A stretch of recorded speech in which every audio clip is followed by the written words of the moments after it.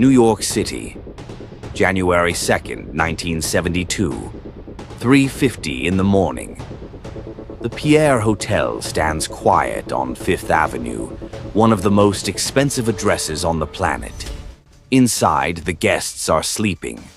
Not ordinary guests. These are some of the wealthiest people in America. Socialites, businessmen, heirs, women who wore diamonds and pearls to their New Year's Eve parties the night before and came home in the early hours of the morning, drunk on champagne and completely at ease. Why wouldn't they be? This was the Pierre, one of the most prestigious hotels in the world, a place where apartments sold for $200,000 to $300,000, a place where presidents had stayed, where Aristotle Onassis had stayed, where Katharine Hepburn had stayed. These guests had no reason to be afraid. They had placed their jewels in the safety deposit boxes downstairs, just as they always did when the banks were closed. They had gone to bed. They were sleeping peacefully. They had no idea that they were just a few hours away from being on the wrong side of history. At exactly 3:50 a.m., a group of men arrives near the hotel's 61st Street entrance. They are not rushing. They are not hiding. They are dressed in tuxedos, looking exactly like the kind of men who belong in a place like the Pierre. They wait.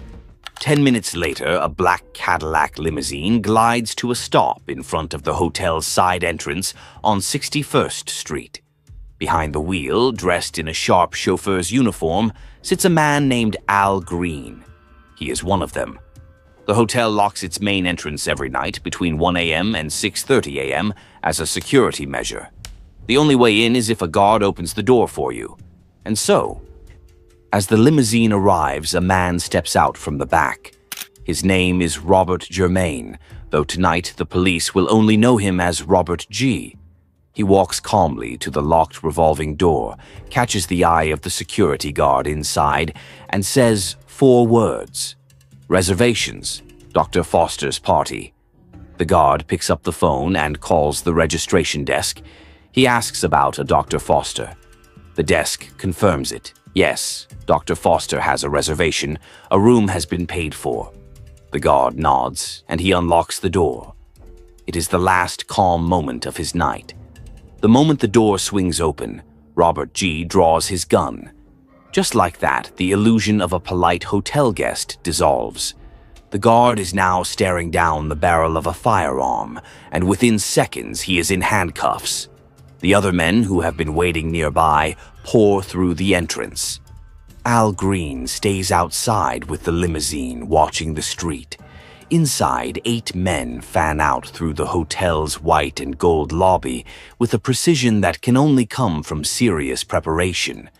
One robber vaults over the check-in desk and escorts the night clerk out at gunpoint. Another moves to the Fifth Avenue entrance and forces the guard there to come with him.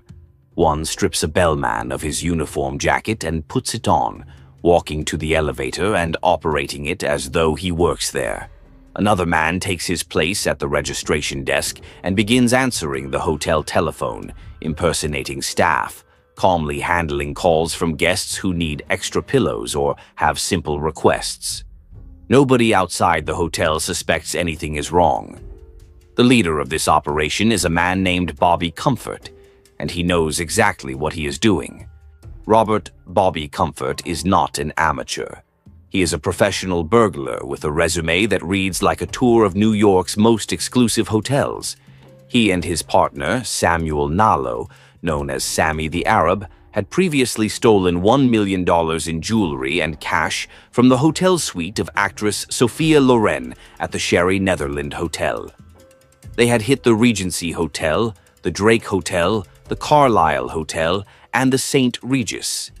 Every job was carried out quietly, precisely, and without a single shot being fired. Nallo was the main brain behind the operations. Comfort was the key organizer who made sure the details were right. Together, they were among the most effective jewel thieves operating in New York City in the early 1970s. The Pierre had been on their radar for a while. The planning had been serious and careful, so Comfort personally visited the hotel to study the layout, entry points, and staff routines. He and Nalo had gone through gossip columns in old newspapers at the New York Public Library, identifying which wealthy guests lived at the Pierre and what kinds of valuables they were likely to have. They had obtained index cards from the hotel's front desk that matched safe deposit boxes to their owners. They knew whose boxes were worth opening and whose were not. They also knew that January 2nd was the perfect day. The night of January 1st was New Year's Eve. The hotel's guests would have attended parties wearing their finest jewelry. Since the banks were closed for the holiday and would not reopen until 9 o'clock that morning, all of that jewelry would be stored overnight in the hotel's basement vault.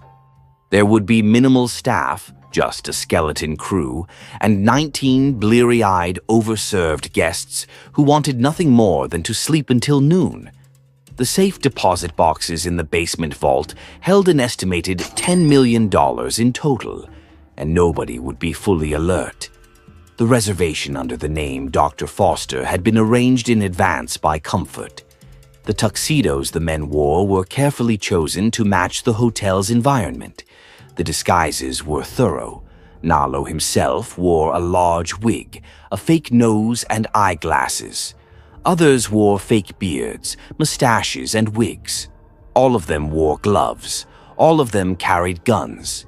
And they had brought 36 pairs of handcuffs. Professionals. Every single one of them. The gang had been assembled on December 30th in the back room of Nalo's nightclub, a place called the Port Side. That was when Nalo finally told the team what the target was. The group included Comfort, Germain, and several others connected to the Lucchese crime family, one of the 5 major organized crime families that controlled New York City at the time. The Lucchese family had endorsed the operation. In their world, that endorsement was not optional. Any major criminal job in their territory required their approval. Without it, the family would simply take the proceeds by force. With it, they provided vehicles, weapons, and logistical support in exchange for a cut. The crew included a man named Donald Frankos, known as the Greek, a convicted hitman valued for his ability to intimidate. There was Nicky Sacco, another Lucchese associate. There was Al Visconti, Bobby Germain, and Al Ben, a contract killer who primarily worked for the Albanian mafia. Al Green, the chauffeur outside, was Al Ben's brother-in-law. 8 men, each one chosen for a specific purpose. Back inside the Pierre, the roundup is moving with efficiency. One man, Frankos, guards the 61st Street entrance, handcuffing anyone who walks through. Another, Visconti, guides the growing number of captives to a large alcove near the registration desk, ordering them to lie face down on the floor. The staff are referred to as Sir and Miss throughout the entire operation. Nobody raises their voice. Nobody threatens anybody with violence beyond the guns already pointed at them. The robbers repeat the same phrase over and over. "We don't want to hurt anybody. Don't look at us." By the time the roundup is complete, 19 people, 16 hotel employees, and 3 guests are lying face down on the lobby floor, handcuffed, their eyes covered with adhesive tape. One of the 3 guests is a young Brazilian lawyer named Jaelo Fraga. He had stepped into the elevator to go from his in-laws' suite on the 37th floor to his own room on the 20th. The robber in the stolen bellman jacket pulled a gun on him, collected his wife and mother-in-law, and brought all 3 downstairs to join the group on the floor. That is where they spend the next 2.5 hours. Meanwhile, Nalo and Germain descend to the basement vault. The vault holds 208 safe deposit boxes. These are individual metal boxes stored in a large cabinet system, each one holding the private valuables of a hotel guest or resident. Uncut gems, jewelry, cash, or bearer bonds, financial documents that, like cash, belong to whoever holds them. Narlow forces the hotel auditor to provide the index cards that match each box to its owner. Then they get to work. They do not try to open every box. They open the ones belonging to people whose names they recognize, the people they researched in the gossip columns. Harold Uris, Tom Yawkey, Calliope Kulukundis. People whose names meant old money and serious jewelry. They pry the boxes open using a chisel and a crowbar. The method is loud and slow, but in a sealed basement at 4:30 in the morning, it is enough. Box by box, they work through the vault. One box alone contains $500,000 in cash. Another yields a Harry Winston diamond necklace valued at $750,000. The jewels go into suitcases. The cash is bundled and packed. Before they are done, they have forced open close to a quarter of the 208 boxes. At 6:15 a.m., Bobby Comfort walks back to the group of hostages lying on the lobby floor. He informs them calmly that the men are leaving. He tells them not to contact the police if they are able to identify anyone, or they will be murdered. Then, before walking out, he reaches into his pocket. He hands a $20 bill to every single hotel employee they have detained. Every single one, except the security guards. The gang made a point of that. The security guards, in their view, were no different from police officers. The rest of the staff got their $20. At 6:30 a.m., all 8 men walk out of the Pierre Hotel. The day shift arrives at 7 a.m. The gang is gone 15 minutes before the first new face walks through the door. They leave behind 4 suitcases worth of jewelry and cash. They leave behind Al Green's limousine parked outside, which police will later find abandoned. They leave behind 8 tons of broken metal, pried open boxes, and discarded handcuffs.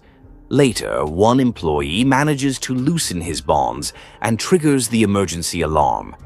Police arrive to find 19 shaken, tape-dyed hostages on the floor of one of the most famous hotels in New York, and a basement vault that has been methodically emptied. The estimated value of what was taken was somewhere between $3 million and $28 million.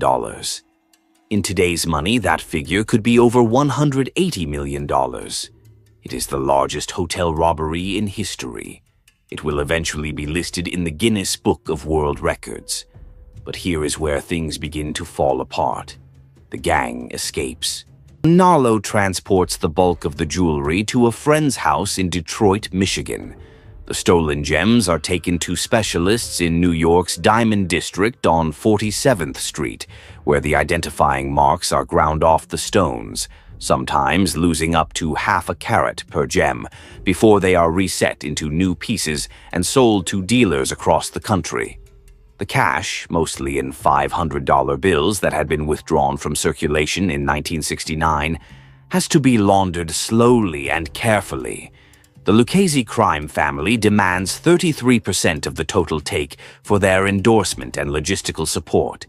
That is an enormous cut, and Narlow is furious about it. The share distribution quickly becomes a disaster. Donald Francos was supposed to receive $750,000.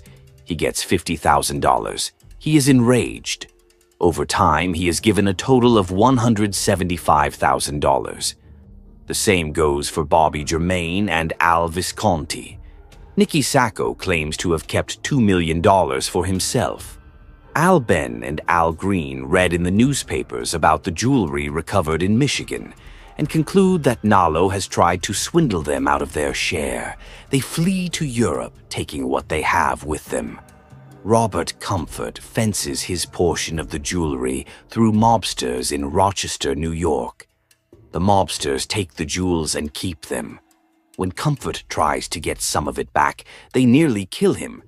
He ends up with $1.5 million and is lucky to be alive. The FBI joins the investigation almost immediately, concerned that the stolen goods are being moved across state lines. And they are right. In January 1972, police arrest Robert Comfort and several others and recovered roughly $250,000 in jewelry. Samuel Nalo is arrested the day after. Nalo's friend in Michigan, growing nervous, hands over $750,000 in jewels to the police. Another friend of Nalo's takes the rest of the loot and flees to Mexico. He is never heard from again. Comfort and Nalo are eventually charged and plead guilty to second-degree burglary. They are sentenced to 7 years in prison. But in May 1974, an appeals court overturned both sentences. The court finds that the judge had promised them a maximum 4-year sentence and then given them 7, which violated their legal rights. Comfort accepts the 4-year deal and is released after serving just 19 months. Nalo's sentence remains pending. No one is ever convicted of the actual robbery. The Pierre case remains officially unsolved. But what was coming was far worse than a prison term. Years pass. The money is gone. Most of it, at least. Donald Francos never forgets. He has been cheated, and he knows exactly who he blames. He vows to murder Samuel Nalo. He also blames Al Ben and Al Green, though he knows they were also cheated.